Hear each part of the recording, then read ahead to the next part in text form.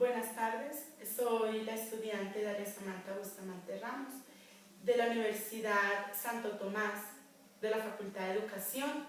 Estudio licenciatura en Educación Infantil. En esta tarde me encuentro aquí con el profesor José Ives Perea. Él es docente de la institución educativa Obispo Emilio Botero González, institución ubicada en el municipio de Marinilla, Antioquia. Con el profesor vamos a tratar unos temas muy interesantes en el contexto educativo. Vamos a hablar de evaluación en el contexto educativo. Cuénteme, profesor, ¿cuántos años lleva de experiencia como docente? ¿Cómo se ha sentido? Primero que todo, muy buenas tardes. Gracias, hermanita, por la invitación acá a esta entrevista. Yo llevo 24 años como docente.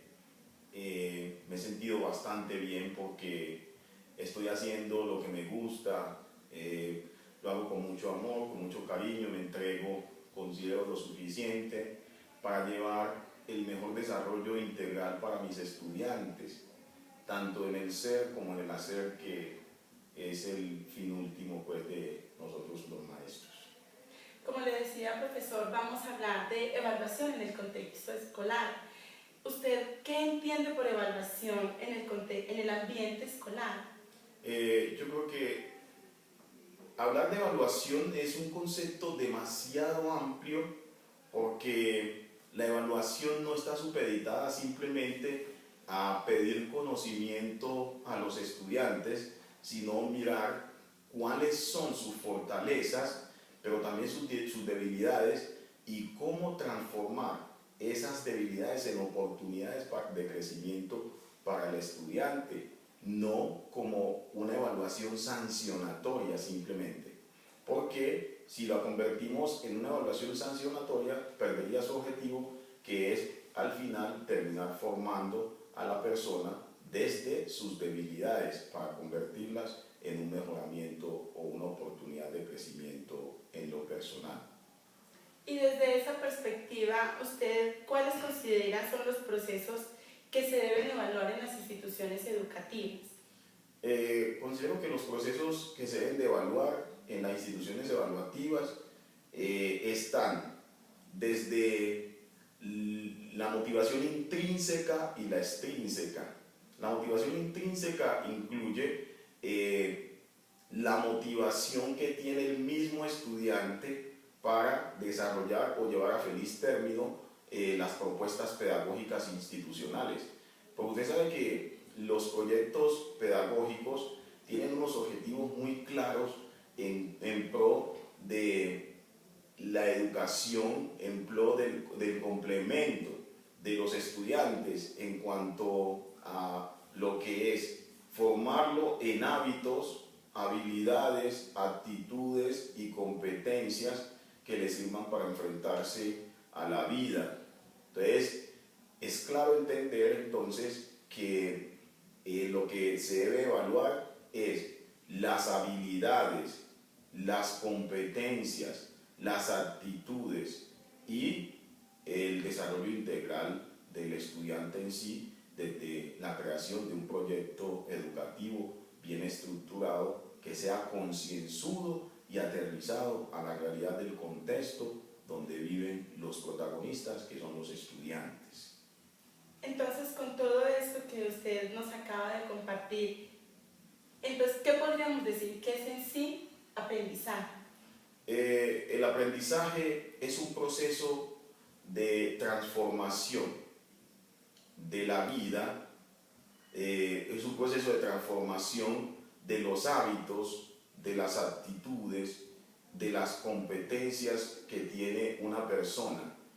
Entonces, desde ese punto, aprendemos cuando transformamos un hábito para bien, en la medida en que me ayude progresivamente a contribuir en la transformación del contexto. Transformamos el ser en la medida en que me puedan inducir unos buenos valores que me permitan crecer con el otro y también aportarle al contexto en cuanto a su misma transformación, ¿cierto? Y en todo eso debe estar involucrado directamente el estudiante, que es el fin último que tiene la educación, la transformación del ser y del hacer de cada uno de ellos. O sea, el estudiante como el centro del quehacer educativo, ¿cierto? Él es el centro específicamente del quehacer pedagógico, del quehacer educativo de nosotros como maestros, porque ¿para qué maestros en la medida en que no hayan estudiantes? Son nuestra razón de ser, de existir como tales en la profesión. Entonces, la preparación de nosotros siempre debe estar encaminada es al fortalecimiento de la vida integral de cada uno de esos estudiantes que tenemos allí. Y nosotros tenemos toda la disposición, de seguro, todos los que se consideren profesores, que se consideren educadores, que se consideren maestros de la educación, eso es lo que se han propuesto todos los días que se levantan y llegan a una aula de clase con sus actividades. Y entonces, desde ese punto de vista, ¿qué implica evaluar esos aprendizajes? Evaluar esos aprendizajes es muy interesante. Implica buscar la forma de medir, generar una estrategia que me permita medir cuáles son los aciertos y cuáles son los desaciertos que tienen cada uno de los estudiantes a quienes yo les estoy impartiendo un conocimiento para su formación personal o para su vida como tal. Entonces, a ver, hasta dónde este estudiante, todo lo que se le ha impartido aquí con el currículo, que son todo el conjunto de actividades que prepara una institución para el crecimiento de toda la comunidad educativa, a ver hasta dónde ese estudiante se ha apropiado y lo ha llevado a su contexto real y puede aplicarlo. Esa es la implicación que debe tener. Entonces, ¿cómo él se apropia de ese contexto y cómo él es capaz de recontextualizar ese aprendizaje en cualquier lugar donde él se encuentre? Y ahí es donde decimos que hay una transformación del ser y hay una transformación del hacer de ese estudiante que tenemos ahí en el aula. Por último, profesor, para lograr pues como conseguir como esa evaluación, ¿cierto?, de los aprendizajes, ¿qué elementos considera usted debemos tener en cuenta en ese contexto evaluativo? Los elementos que debemos de tener en cuenta en ese contexto evaluativo es, primero, yo creo que es muy importante la disposición que debe tener quien aprende. Muy interesante, porque si no tenemos esa disposición, esa predisposición cuando llegamos al aula, cuando esos estudiantes llegan allí, lo más seguro es que nosotros, a pesar de que llevemos unas actividades que pueden ser demasiado ingeniosas, no van a llegar con propiedad. En segundo lugar, yo considero que es muy importante que se tenga en cuenta que yo debo de enseñar de acuerdo a la necesidad del estudiante. Debo buscar cuáles sean sus necesidades como docente para tratar de irle ayudando a suplirlas. Y en tercer lugar, pienso que se necesita tener también unas buenas estrategias pedagógicas que permitan que el conocimiento pueda llegar con mayor facilidad al estudiante. En cuarto lugar, hay que buscar que seamos mucho más incluyentes como maestros.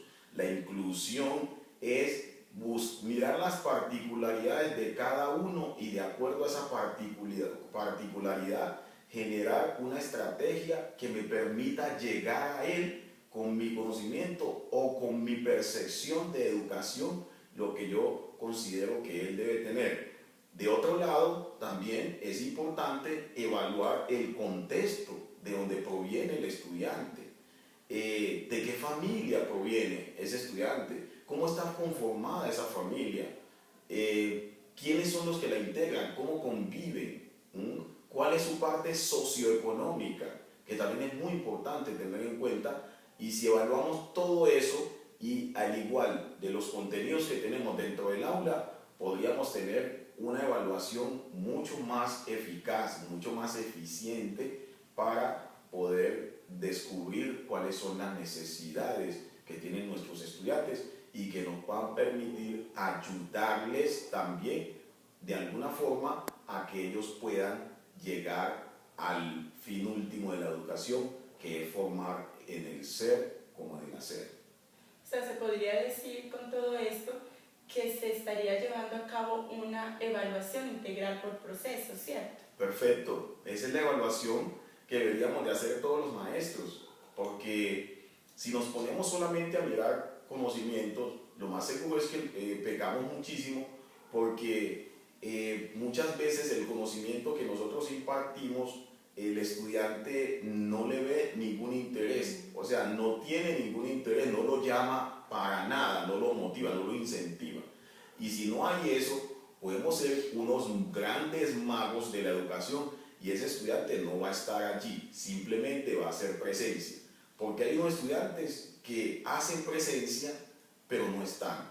Y hay otros que además de hacer presencia también están. Y esos son los que se les ha despertado el interés por lo que uno está diciendo. O él ve algo positivo para su vida, lo que el maestro está impartiendo. Y en definitiva, finalmente es eso lo que debemos de buscar como maestros, ¿cierto?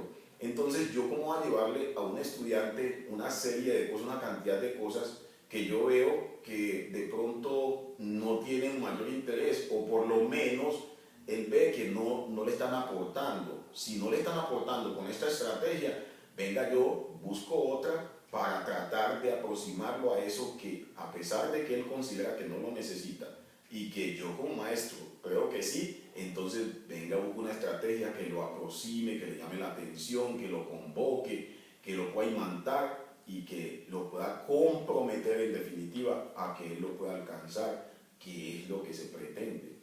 Y para lograr eso es muy indispensable llevar a la práctica lo que conocemos teóricamente como heteroevaluación, coevaluación y autoevaluación. Eso es muy coherente, eso es muy bien traído, yo creo, porque tenemos que partir siempre de la autoevaluación. Cuando yo me autoevalúo, estoy dándome la oportunidad de reconocerme, de buscar mis identidades, cuáles son mis aciertos personales y cuáles son mis desaciertos. O sea, en qué soy fuerte, en qué soy débil, y yo buscaría una forma, cuando ya reconozco, podría buscar una forma de resolver los conflictos que tengo conmigo mismo, que son los desaciertos, ¿cierto? Entonces, la autoevaluación es muy importante por eso.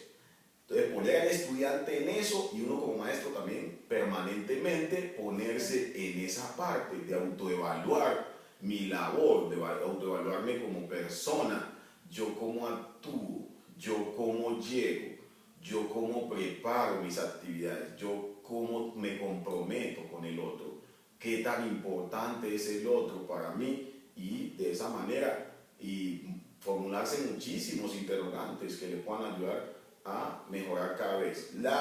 Eso desde la autoevaluación, pero si ya hablamos de la coevaluación, estamos hablando de la evaluación entre pares similares.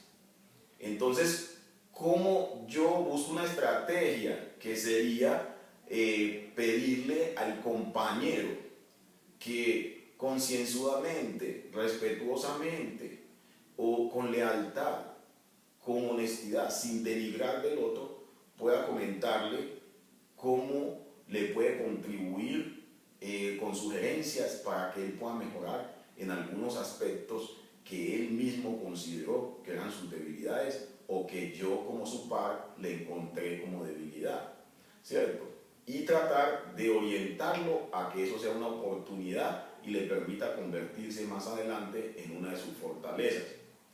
Ya finalmente la heteroevaluación, que es la que se hace entre desiguales, entonces es la que yo como maestro le hago a mi estudiante. Venga, yo miro a ver por su actitud y usted por qué se comporta así, yo voy a mirar cuáles son las causas. ¿Cómo puedo reconvenirlo para ayudarle a transformar de una manera positiva?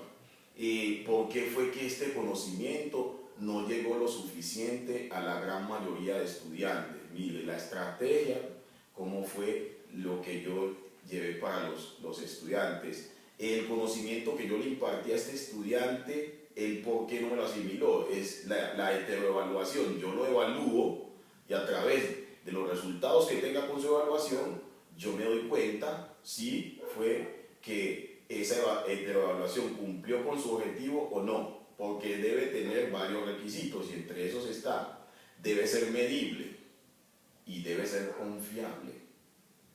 O sea, ser medible es que yo pueda darle la oportunidad al estudiante de que el conocimiento que yo impartí tenga la estrategia suficiente para yo indagar por él. Eso yo lo podría medir con qué estrategia, ¿cierto? Y ser confiable es que solamente podamos tener ese conocimiento en la prueba. No salirme del contexto del conocimiento que yo le he impartido al estudiante, ¿cierto? Yo lo puedo medir y si es exactamente eso que yo le enseñé, eso puede ser confiable. Ya eso tiene una confiabilidad porque yo no me salí de lo que había enseñado, sino que simplemente me dediqué a solicitar lo que yo había impartido a los estudiantes. Bueno, profesor, muchas gracias por su colaboración, su disponibilidad. Realmente fue un espacio muy oportuno para nuestro crecimiento y pues para nuestra formación docente. Que el Señor le bendiga y le siga pues llenando de todas esas gracias necesarias para que usted siga cumpliendo esa misión tan bonita de educar, de compartir su ser con tantos jóvenes y niños que necesitan de la educación. Muchas gracias a usted, hermanita, por haberme tenido en cuenta para poderle llevar estas ideas a los futuros maestros de Colombia y que ojalá esto pueda hacerles algún aporte significativo en su proceso formativo y después en su labor docente. De otro lado, voy a dejar un principio que dijo Gabriel García Márquez, que habla sobre la educación, que dice que por la educación ascendemos a la libertad, pero por la ignorancia descendemos a la servidumbre.